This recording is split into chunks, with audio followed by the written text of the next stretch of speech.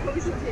Hi friends, আজকে হচ্ছে mother's day. সেই মাদার্স ডেতে আমি আমার ছেলের সাথে আজকে রবীন্দ্র সদনে আছি এবং এখানে আমি আমার ছেলে নানা রকম জায়গায় ঘুরছি। সিনেমা যাওয়ার প্ল্যান ছিল, কিন্তু সিনেমা পুরো হাউসফুল হয়ে গেছে। সেই জন্য আমরা আজকে একটা নাটক যাবো। নাটকটার নাম হচ্ছে রিটার্ন গিফট এবং এখানে আমরা খুব মজা করছি, নানা রকম খাবার খাচ্ছি, ঘুরে ফিরে চা ফা খেলাম।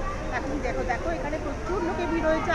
আজকে সানডেতে তো এমনিতেই ভিড় হয়, প্রচুর সিনেমার লাইন পড়েছে। আর এখানে 9 মে থেকে 23 মে অবধি এখানে একটা রবীন্দ্র সঙ্গীত, রবীন্দ্র একাডেমি থেকে নানা রকম এখানে শিল্পীরা গান করছে, আবৃত্তি করছে, এখানে নানা রকম ফাংশন হচ্ছে। এখানে একটা ফেস্টিভ মুড এসে গেছে এবং প্রত্যেক বছরে এই জায়গাটা এই বিশেষ সময় আমাদের খুব ভালো লাগে।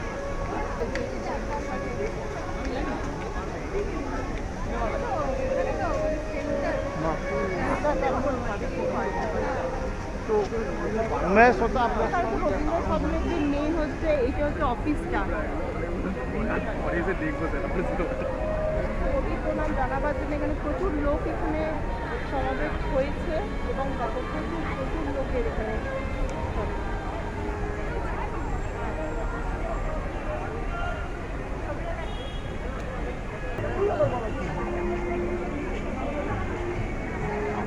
রবীন্দ্রনাথ ঠাকুর হচ্ছে আমাদের প্রাণের ঠাকুর এবং আমাদের প্রাণে কষ্ট, দুঃখ, মনে খুশি আর আনন্দ সবেতেই রবীন্দ্রনাথ আমাদের প্রাণে থাকে এবং মুহূর্তে, জীবনের প্রত্যেকটা মুহূর্তে, প্রত্যেকটা সময় আমরা রবীন্দ্রনাথকে নানাভাবে আমরা খুঁজি তার সমস্ত সৃষ্টির মধ্যে।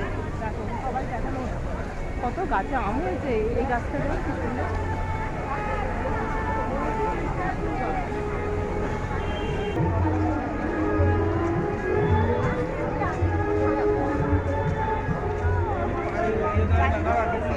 মুড এখানে হচ্ছে, দেখো চারিদিকে এত কালারিং সমস্ত লাইট দেওয়া আছে এবং সবাই নানা রকমভাবে এখানে বসে এখানে সময় কাটাচ্ছে এবং মানে সবার মনে খুশির একটা আমেজ, সবাই সাজগোজ করেছে নিজের মতো করে। এখানে খুব ভালো লাগছে জায়গাটা।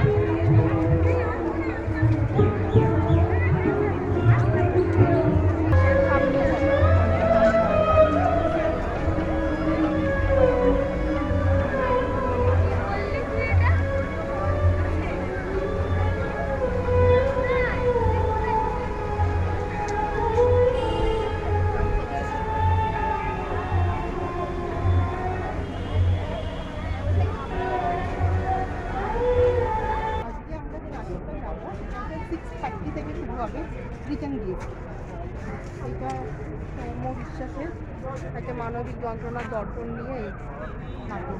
এটা হচ্ছে একাডেমি অফ ফাইন আর্ট।